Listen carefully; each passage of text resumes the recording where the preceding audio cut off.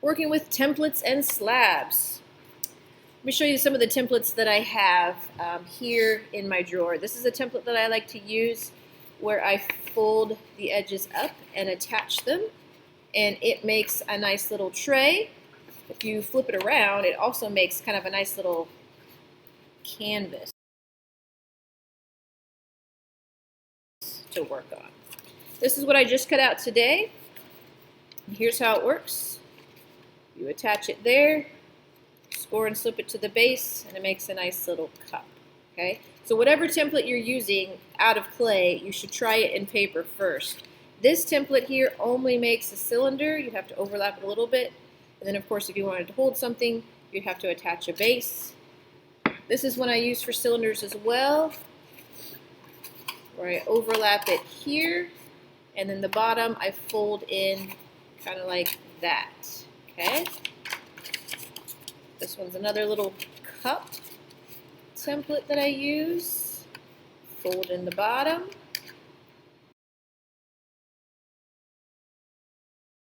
That's nice. This one's great just for a cylinder. If you wanted to make a mug, of course you have to add a bottom to it.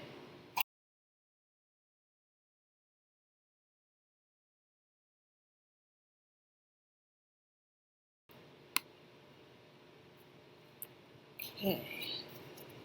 I'm going to use this paper template. I'm going to fold it up, score and slip it right here, and it's going to make a little dish.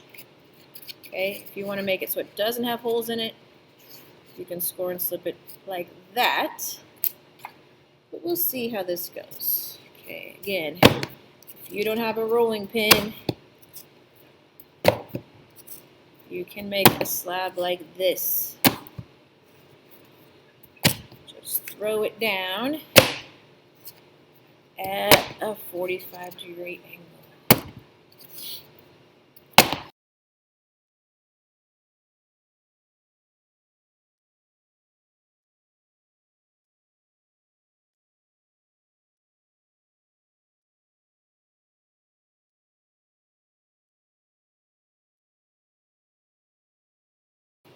Just going to even it out.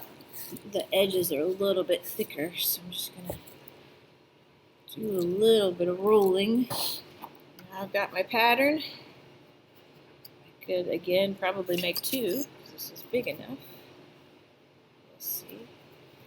Right, use your fettling knife to cut it out, or if you have an X-Acto knife, that's fine too.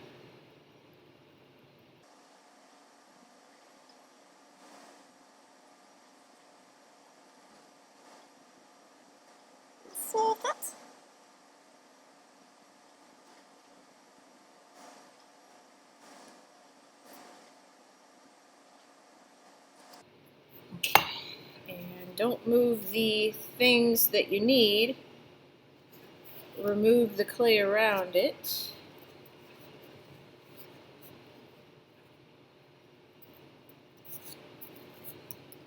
Okay. Carefully lift this up without damaging it to get that piece out. Let's put this clay back because it's still good. I don't want it to dry out, so I can just reuse it. It's still fresh. This is really wet, so if you want to wait maybe 20-30 minutes, you can. If you feel like you can attach it now and just use an armature, you can do that. Let's see how this is going to be attached right here. So I'm going to go ahead and do it. I'm going to score and slip right here. Use your knife, dip it in some slip, score and slip right here. Ooh, get a lot of that slip. And let's overlap it. Slip is squishing out, that's good. And then I just kind of want it to dry in sort of this shape. So I need another option.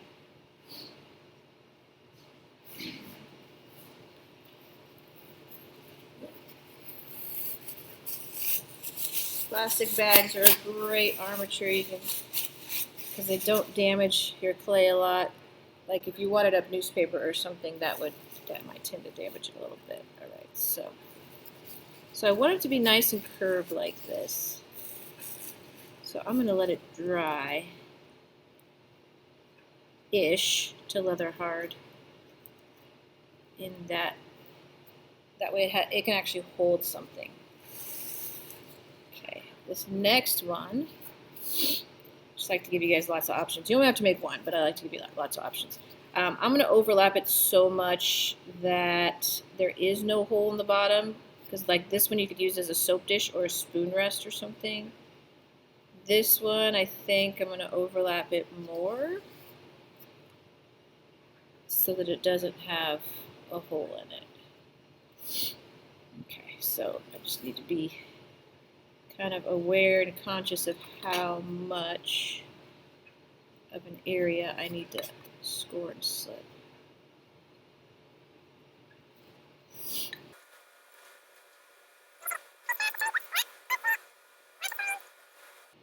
I'll definitely do lots of cleanup later.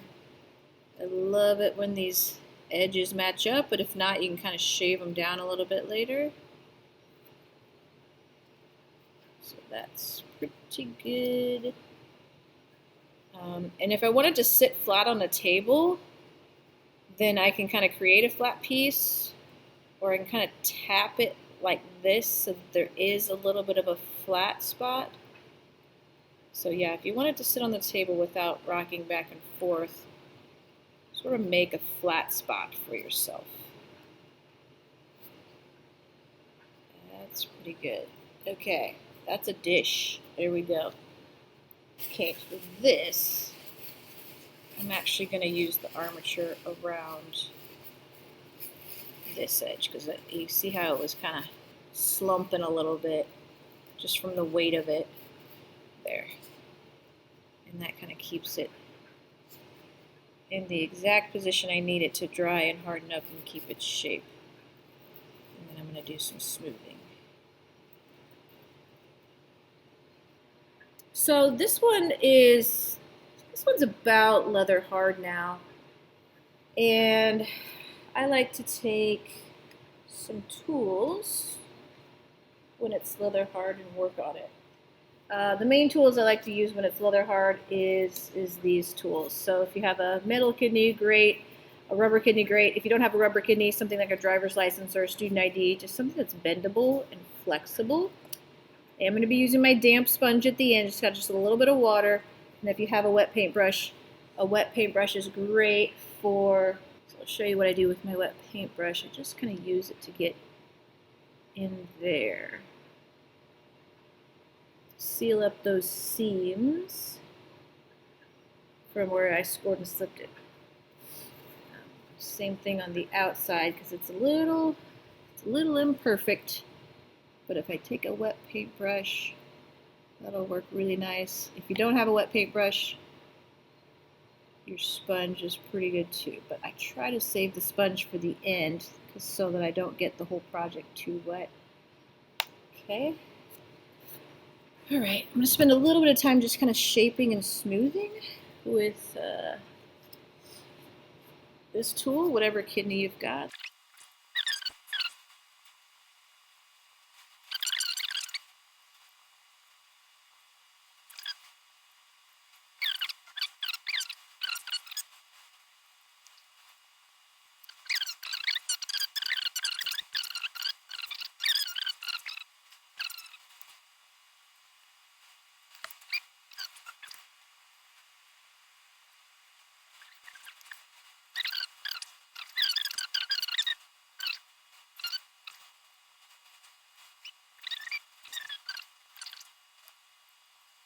It.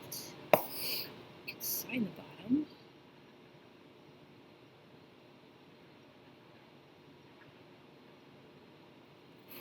Hold on, let me see.